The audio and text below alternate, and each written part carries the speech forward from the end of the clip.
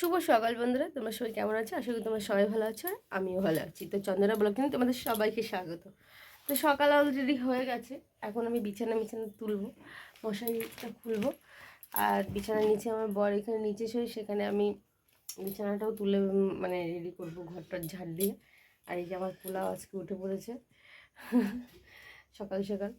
তো আমার খুব পটি পেয়ে গেছে, আমি যাবো এখন এগুলো গুছিয়ে তাড়াতাড়ি করে চলে যাব। তো তোমাদের আজকে বলছি, আজকে কিন্তু শুভ রথযাত্রা, তোমরা অবশ্যই রথের মেলাটা দেখো। আর আমাদের এখানেও কাছাকাছি হয়, আমাদের বাড়ির থেকে 5 মিনিটও লাগে না যেতে, একদম কাছে। ওখানে একটা মাঠ আছে, ওই মাঠটাই হয়, আমার ছেলে যেখানে পড়ে পাশেই মাঠ আছে, ওই মাঠে রথের মেলা হয়। আর যেটা হয় মানে আমাদের ইস্কনের ওখানে আছে, আমাদের এখানে একটা ইস্কন আছে, ওই ইস্কনে ওখান থেকে আজকে জগন্নাথ যাবে মাসি বাড়িতে ঘুরতে রানাঘাটে। ওখানেও বড় রথ মেলা হয়। তো কি বলবো, সবাই মেলা টেলা দেখো, আমি ফ্রেশ ট্রেশ হয়ে আবার তোমাদের সঙ্গে কথা বলছি। বন্ধুরা, এখন রান্না করবো সোয়াবিন, যে আলু ভাজি কড়াই। আর এই যে সোয়াবিন লবণ দিয়ে হলুদে মাখিয়ে নিয়েছি। আর একটা মাছ, এই তারা ওই বাটিতে জল খাস না। এই যে পোনা বাটা মাছের বাচ্চা আর কলই মাছ নিয়ে এসেছি, ছোটো ছোটো, অনেকদিন পরে দেখলাম। আর একটা তেলাপিয়া মাছ। আর এখানে সয়াবিনের মশলা আমি বেটে নিয়েছি, পেঁয়াজ দিয়ে, রসুন দিয়ে, আদা দিয়ে, লঙ্কা দিয়ে বেটে নিয়েছি। এখানে সরবি। এই বন্ধুরা, আমি এখন খেতে বসেছি সয়াবিন নিয়ে। হয়েছে, ফোন করেছিল দিদি, তো কথা বলছিলাম, তো তোমাকে দেখাতে পারিনি মতো। এখন শুধু সয়াবিন দিয়ে খাচ্ছি।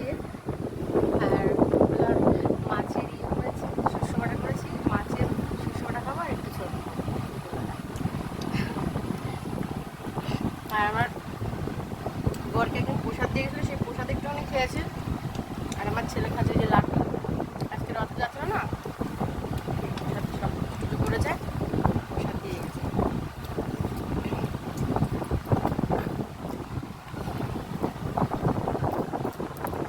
এই বন্ধুরা, এখন আমরা যাবো মেলায়। আমি আর আমার ছেলে গুছিয়ে নিয়েছি, আমার বর বাইরে দাঁড়িয়ে আছে।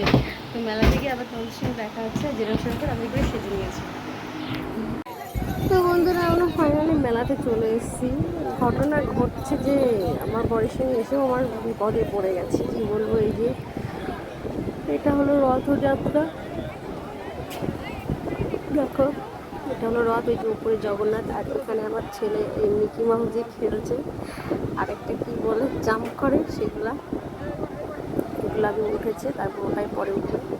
তো আমার ছেলে কোনো দেখাই যাচ্ছে না, একটু করে দেখা যাচ্ছে সাদা লাল জামা পরা। বন্ধুরা, বাড়িতে চলে এসেছি। আমি ভিডিও করতে পারিনি এই কারণের জন্য, গেছে আমার বর আমাকে নিয়ে, কিন্তু খেয়ে গেছে মদ। সেখানে আমি কী করে চাইবো? মানে মদ খেয়ে এর সঙ্গে একটা আমার সঙ্গে হই হই করে কথা হচ্ছে, কেমন লাগে এরকম। আমার এই জিনিসগুলো একদম পছন্দ হয় না, আমি এইসব খাওয়াটা পছন্দ করি না। আর খেয়ে গেছে মানে কি বলবো, আমার মানে এখন বিশাল রাগ হচ্ছে। আমি গিয়েও ওর সঙ্গে গিয়েও মরেছি, কেউ কিন্তু কোনো জায়গায় নিয়ে যায় না। যেই হোক আমি জোর করি একটু এক জায়গায় যাওয়ার কথা, যদিও নিয়ে যেতে চাই, তো সেই মুহূর্তটা ওই হয় ঠিক মত খেয়ে রেখে দিতে। তাহলে আমি তার সঙ্গে কোথায় যাবো বলো তো? এই যে এত বড় দুর্গা পুজো, এত বড় কালী পুজো, কোথাও আমাকে নিয়ে যায়নি, কোথাও না। আমি আজকে বললাম, বুঝে ফোন করে বললো কি ঠিক আছে যাবো, রেগে বেগে প্রথম বলছে তুমি একা যাও ছেলেকে নিয়ে, আমি যাবো না। তাই আমি বলছি কি আমি একা যাবো না। আর ঘরের কথা কি বলবো, পয়সা সেরকম ইনকাম করতে চায় না, যাও বা ইনকাম করেছে টিকিট কেটে সব কিনে দেয়, মদ খাবে, টিকিট কাটবে, এই করে। আমি যে একটা মানুষ, আমারও কিছু প্রয়োজন হয়, ও সেটা বোঝে না। আমি নিজের জিনিস নিজে আগে কিনে নিতাম, এখন আমি কিনতে পারি না এই কারণের জন্য, কারণ আমি এখন কাজ করি না। মাঝখানে আমি অসুবিধাতে অসুস্থই আমি কাজ করা বন্ধ করে দিয়েছি। তো এখন সেই কারণে, আর এই যে ও জিনিসটা কেন বোঝে না জানি না, কিছুতে কিছু হলে মদ খাওয়া, না হলে টিকিট কাটা, এইভাবে সর্বনাশ করে।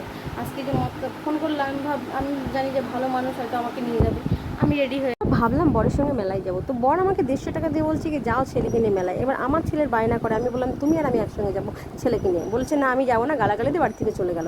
পরে ফোন করলো, তাতে করে রেডি হয়ে না, আমি রেডি হয়ে আছি, ও দেখি বাবু এসে মদ খেয়ে এসছে আমাকে মেলায় নিয়ে যাওয়ার জন্য। তো আমি তবুও ভয়ে ভয়ে গেলাম, না হলে না গেলে এখন আবার ঝুট ঝামেলা করবে।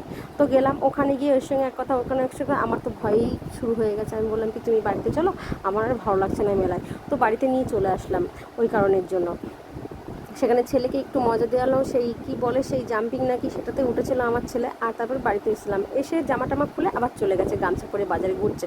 তো সেখান থেকে টেনে নিয়ে একবার বাড়িতে আসলাম, আসার পরে আবার চলে গেছে। এই কি করব বলো, আমি যে বসে বসে তোমাদের সঙ্গে এখন কি বলবো, বকবক করছি। আর দেখো দুর্গা পুজো, কালী পুজো কোনোটাই আমার নিয়ে যায়নি মেলাতে।